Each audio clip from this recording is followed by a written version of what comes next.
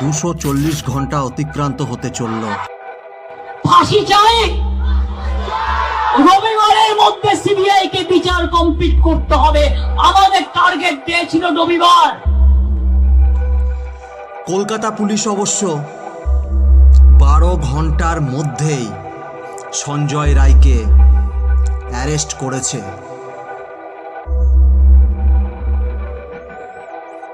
কিন্তু সিবিআই 10 দিন থেকে চুপ হয়ে রয়েছে। সিবিআই এখনো একজনকেও গ্রেপ্তার করতে পারেনি। এই সুযোগ নিতে শুরু করেছে বিরোধীরা। একদম তাড়িয়ে দেওয়া উচিত, 14 তলায় গিয়ে যাতে পদত্যাগপত্র পাঠায়। আমি বলবো যদি সত্যি 27 তারিখ নবান্ন